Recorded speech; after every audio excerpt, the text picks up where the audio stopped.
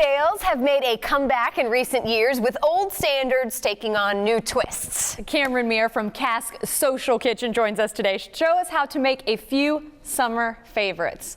Now, Cameron, we've been hearing that you are a Renaissance man, you're a bartender, you're a guitar player, but today we're going to see the drinks, and I think you've got a few interesting ones to show us. Absolutely. You know, summer's here. It's hot. It is. We need something refreshing. Of course. And what we want to do today is a couple of simple drinks that you can make at home.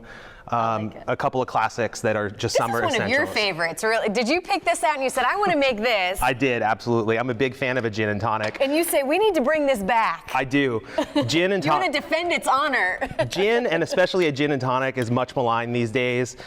People have had bad experiences with gin, and that's typically the reason that they don't like it. They either had some rot gut gin that they stole out of their parents' liquor cabinet when they were 13 years old, or just drank too much of it. We don't know anybody that did that. Or they just drank too much of it and they blame the gin instead of themselves. Who did that either. Of course not.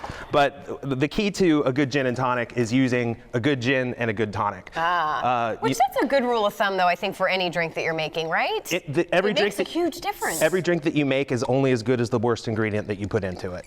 So if you spend that drink is as good as the worst ingredient. We need to write that down, Natalie. You got a piece of paper? So we've got some Tanqueray Bloomsbury and Fever Tree Tonic. This is a wonderful Indian tonic water.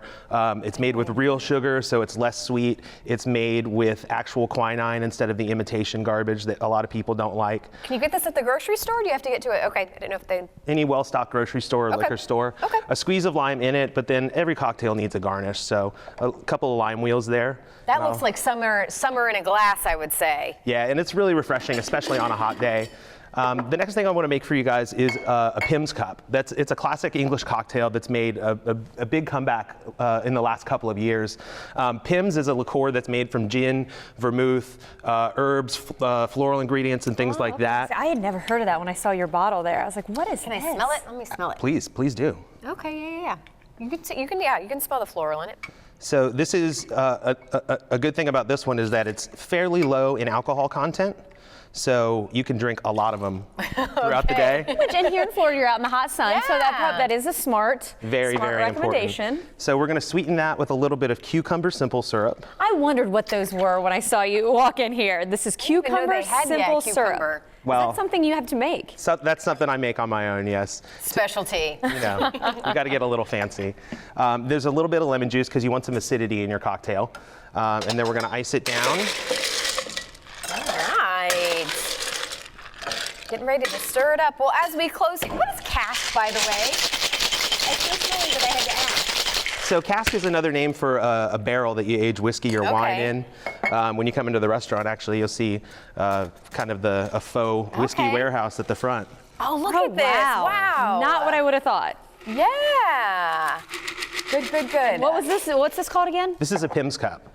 And we're going to top it off with a little bit of ginger ale. Oh, I love ginger ale. Nice. And this is Fever Tree again. I was going to say, same brand. You must like this brand. I really do, actually. And it's a real ginger and real sugar and all that. This one you want to give it a little stir. All right. Well, we're ready to get off the clock here in just a couple moments, right, Natalie? And then we can dive in, celebrate summer. Thank you so much for coming in today. It's my absolute pleasure. Thanks for having me, ladies. Thank you so much, Cameron. We really appreciate it. Yep. Thank you.